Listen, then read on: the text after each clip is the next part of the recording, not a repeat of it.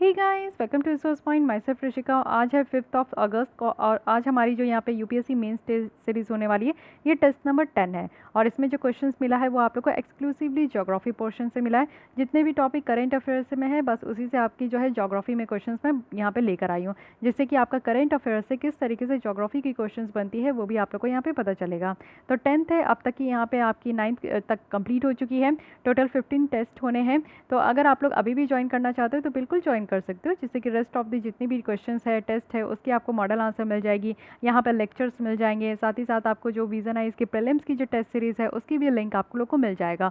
तो अब बहुत सारे फ़ायदे हैं यहाँ पे आपका एक टेस्ट एक तरीके से मेरे चैनल के मेंबरशिप को ज्वाइन करने से।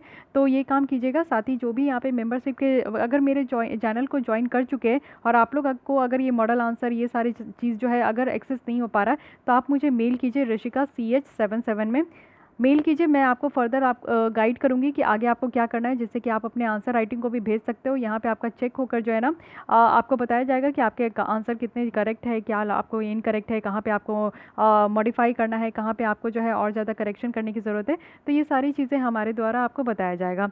तो बस एक बार आपको मेरे चैनल से ज्वाइन होना है, उसके बाद आपको जो है यहाँ पर बहुत सारी फैसिलिटीज़ प्रोवाइड किए जाएंगे। चलिए आगे आते हैं और देखते हैं कि आज की क्वेश्चंस क्या क्या है। सबसे पहले आपको बताना है जो कि मोस्ट इंपॉर्टेंट टॉपिक है आपकी, डायरेक्ट आपकी जो मैं सिलेबस से पूछ रही हूँ कि what is agro forestry.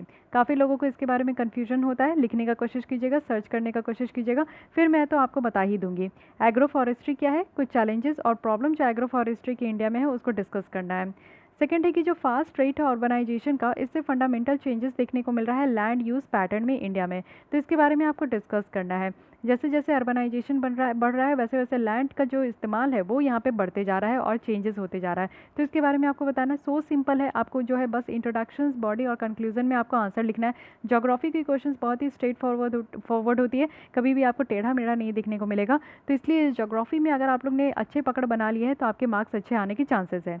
Third है कि डिस्कस करना है कि पोलर वर्टेक्स का क्या कंसेप्ट है और इंडियन क्लाइमेट में इसका क्या इंपैक्ट होता है, इसके बारे में बताना है। काफ़ी ज़्यादा न्यूज़ में था लास्ट ईयर और हम लोग इसके बारे में स्टडी भी किए।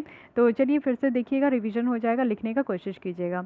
फोर्थ है यहाँ पे कि डिफरेंस क्या है अर्थ वेव और स्काई वेव के बीच में, और ब्रीफली एक्सप्लेन करना है उनके यूज़फुलनेस, यानी कि अर्थ वेव का क्या यूज़फुल है और स्काई वेव का क्या यूज़फुलनेस है, ये आपको बताना है। फिफ्थ है कि जो मैकेनिज्म है मानसून का इंडियन सब कॉन्टिनेंट में, उसको डिस्कस करना है और एसेस करना है इसकी इकोलॉजिकल, इकोनॉमिक और सोशल इम्पैक्ट। तो पूरी तरीके से आपको मानसून के बारे में लिखना है। मानसून के अच्छे आने से इकोलॉजिकल, इकोनॉमिक और सोशल इम्पैक्ट किस तरीके से होता है ये आपको बताना है। इंडियन सब कॉन्टिनेंट में कैसे कैसे मानसून आते हैं, कब जाते हैं, क्या इंपैक्ट होता है, ये सारी चीज़ें आपको डिटेल में बताना है।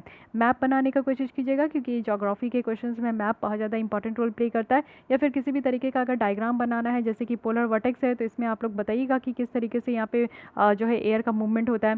तो जहाँ पे भी मैप की ज़रूरत होती है वहाँ पे आप बताइएगा। अब एग्रो फॉरेस्ट्री में कोई भी तरीके का आप डायग्राम नहीं बना सकते हो, एग्रो फॉरेस्ट थोड़ी बनाओगे, तो वो सब नहीं। जो साइंटिफिक तरीके से आप किसी भी चीज़ को लॉजिकली अगर समझाना चाहते हो तो उसी के लिए आप लोग डायग्राम ज़रूर बनाइएगा, ठीक है। आई होप कि ये 5 क्वेश्चंस आप लोग को बिल्कुल भी टफ नहीं लग रहे हो और बिल्कुल भी ऐसा नहीं है कि आपको समझ में नहीं आ रहे हो। बहुत ही सिंपल है, मैं यहाँ पे समझा भी दी हूँ। और एक चीज़ और है कि यहाँ पे हिंदी में आपको हिंदी में आप अपने जो आंसर राइटिंग है वो ज़रूर लिख कर भेज सकते हैं, लेकिन हमारे द्वारा जो है आपको हिंदी में PDF नहीं प्रोवाइड किया जाएगा। जो इस तरीके का जो आपका इंग्लिश में ही PDF होगा, लेकिन उसको जो लेसन के तौर पे आपको बताया जाता है उसमें मेरे द्वारा हिंदी में ही मैं आपको ट्रांसलेट कर देती हूँ। तो अगर आप लोग थोड़ा बहुत हिंदी इंग्लिश समझ लेते हो, यानी कि हिंदी में पूरे हो लेकिन इंग्लिश से हिंदी में कन्वर्ट करके अगर आप लोग समझ सकते हो तो ज़रूर इसको ज्वाइन कर सकते हो, ठीक है। तो अगेन मैं बता रही हूँ, काफ़ी बच्चों को प्रॉब्लम होता है जो भी ज्वाइन किए हैं, क्योंकि 1-2 बच्चे ज्वाइन किए हैं लेकिन अभी तक मुझसे कॉन्टैक्ट नहीं किए हैं। तो आप लोग जब डायरेक्टली मेरे चैनल को ज्वाइन किए हो तो प्लीज़ मुझसे कॉन्टैक्ट कीजिए ऋषिका CH77, ठीक है। मैं इसमें फ़र्दर आपको बताऊंगी कि आपको कहाँ आके जुड़ना है, जिसमें कि आपको सारे फैसिलिटीज़ प्रोवाइड किए जाएंगे, ठीक है। तो प्लीज़ इसमें मेल कीजिए। बाकी न्यू स्टूडेंट को अगर जुड़ना है तो आप लोग यहाँ पे मेल कर सकते हो। मैं आपको पेमेंट प्रोसेस बताऊंगी, क्योंकि बहुत बार ऐसा देखा गया है कि यूट्यूब में जो है आपका ज्वाइन बटन में जब आप क्लिक करके पेमेंट करते हो तो सारे कार्ड्स वहाँ पर एक्सेप्टेबल नहीं होते। सो दैट्स वाई एक आपका अल्टरनेटिव मोड भी है, लेकिन यही है कि मैं यहाँ पर नहीं बताऊँगी। मैं आप लोग मुझे मेल कीजिए, क्योंकि जो सिंसियर कैंडिडेट है बस उसी को मैं यहाँ पर ऑप्ट कर रही हूँ, और जो भी आपको देखने को मिलेंगे सब सिंसियर कैंडिडेट है जो कि कि उनका एक अलग से ग्रुप बनाया गया है, उनको अलग से यहाँ पे सारी फैसिलिटीज़ प्रोवाइड की जाती है। ओके, सो ये आपका पूरे अगस्त तक चलेगा, 5 टेस्ट और आएगा और अगस्त तक ये पूरा चलेगा। सितंबर में हम लोग जो है विजन आइज की टेस्ट सीरीज़ जो है प्रीलिम्स की उसको पूरी तरीके से सॉल्व करेंगे, क्योंकि अक्टूबर में आपका पेपर होने वाला है। देखिए पेपर पोस्टपोन्ड होगा, क्या होगा मुझसे मत पूछिए, मैं नहीं बता सकती ना। और एनालाइज अगर मैं करूँ तो जिस तरीके से केसेस बढ़ते जा रहा है, आप लोग देख रहे हो महाराष्ट्र, दिल्ली, तमिलनाडु, आंध्र प्रदेश, इन सारे जगहों की जो स्थिति है वो बिल्कुल अच्छी नहीं है। तो मुझे जहाँ तक ये लग रहा है कि डेट एक्सटेंड होना चाहिए, क्योंकि ये ऑल ओवर बेसिस के एग्ज़ाम है।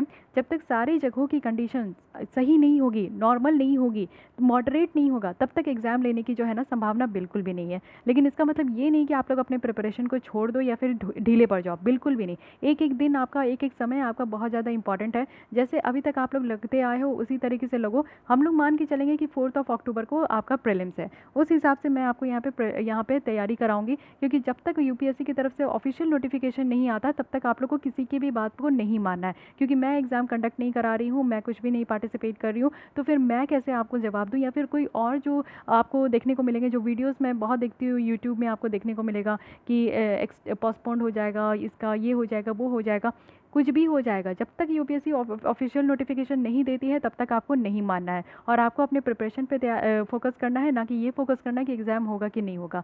आप लोग जो है ये ईयर ऑन ईयर ये एग्ज़ाम की प्रिपरेशन चलती है, तो फिर आप लोग इस चीज़ का वेट क्यों कर रहे हो कि एग्ज़ाम कब होगा, नहीं होगा? कभी तो होगा ही ना, आपको देना ही है ना। और हर एक दिन आपकी करंट अफेयर्स बढ़ते जा रही है, उस तरीके से आप लोग प्रिपरेशन करते जाइए, है कि नहीं?